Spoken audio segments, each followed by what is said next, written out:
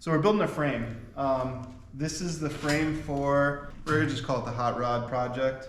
So basically, we're just gonna build like a traditional hot rod style frame. This is 2x4 square tube or rectangular tubing.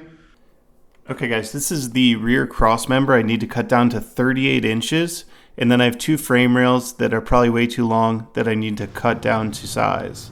So here I'm just cutting the rear cross member. So 38 inches is gonna be basically the widest point of the frame.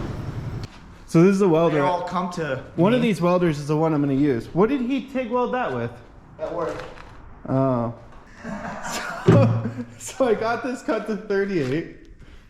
Now I guess I gotta clean up the ends of these rails. Alright, I got the rest of it out. So I think like next step is we gotta mark this cross member. The important measurements really between the frame rails. So like we're gonna go, I think we're going 24 outside to outside. 56 inside this side. 56 is body width actually. Oh, really? I just kind of fucking threw it out there. I'm pretty good. I'm good. So like we'll mark it. We'll mark it on. You shouldn't give me those looks anymore. We'll mark it on both sides. We'll weld one side, tack it on, and then the other side we basically have to measure very carefully from the frame rail we did. And for some reason, Jim only gave me 1 magnet, so this is gonna be interesting. I have the welds for the rectangular tubing on the insides, so that when you're looking at the side of it, you won't see those. And then for the rear cross member, it doesn't matter as much. It's easier if it's on the back because the front side is going to be butted up against these. So, is that it? I'm back. So we welded it. Well, I welded it. I just tacked it. You welded on something that wasn't supposed to be welded. Oh, I welded.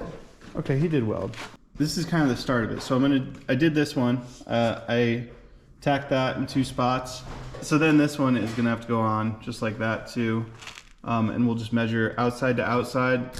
So like outside the frame rail to outside the frame rail on this side should be 24. And then this cross member is actually cut at 38 for the outrigger. So there's gonna be a tube right here that like kind of goes down the side. The outrigger is basically your side impact protection. So like the rocker on a car is kind of like the same kind of thing. They're built to be stronger so that if you get a side impact, as long as it's not too high, it'll kind of take some of the impact. So that's where we're at. Let's see if we can keep going with this. We got the bottom and top welded and everything stayed the same. I put this little piece of 2x4, just welded that in, tacked in place so that that'll hold the rails where they need to be, keep them from shifting. And then up here, basically weld top and bottom. Then I go back and I'll just run a bead there, run a bead there, there, and the other outside. Then I have 3 cross members. These are for the front and rear, and then this is a trans cross member. So with that stuff, that'll get most of the frame squared away. The back half won't be done because I think I'm gonna run out of metal before that. What's this for though? What is this for? I don't know. What's it for? That's a good question. What's this for? It's a good question, Big Ski. What's it for? The truck? No, this is a new project.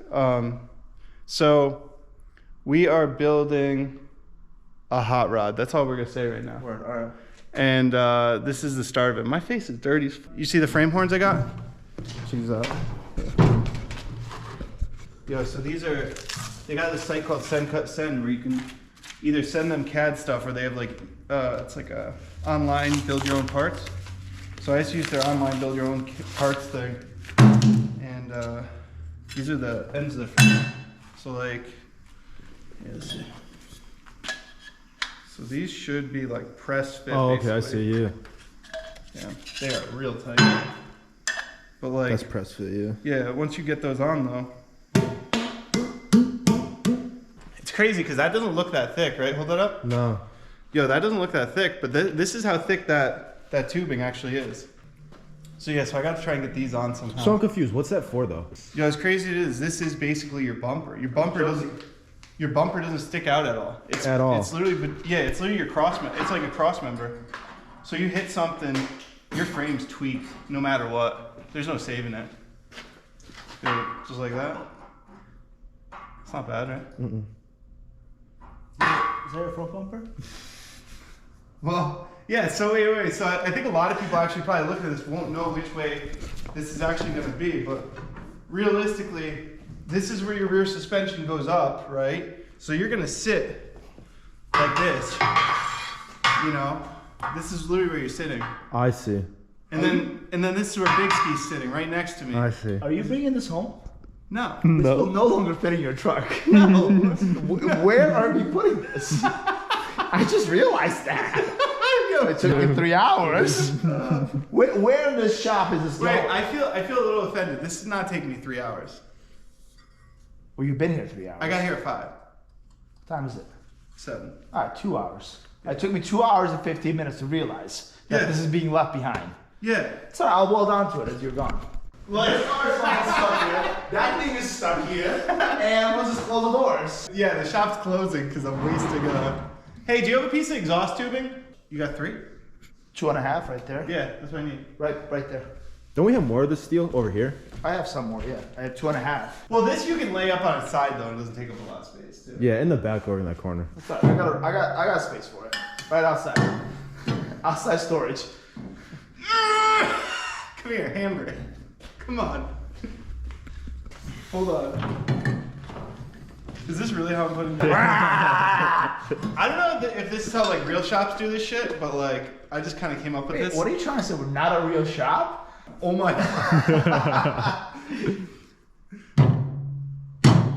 Yo, go straight. Oh God. What am I doing? All the way down. It's gotta go. Why can't I put it on from that side then? We can. No, it's got to go in. The Okay, turn this around. No, hold on. It's all the way down. Hold on. All right, all set. No, it's all the way got to down. go in 2 inches. A little more. I think maybe we should do a tape measure. Oh! That's a little far. Wow. Hold on. Need another one. So you're starting to understand it yet? I see now. Yeah, I get what you mean now. All right. Can you just jam it up? I don't know. That's pretty jammed up. No, you gotta go more. A little more. Oh! This was just real press. Hey, you know? You know what? Those are pretty good size though. They're pretty precise to cut. No, they are. Yeah. No, dude, Send is like a god in my book, dude. They get your shit how it needs to be.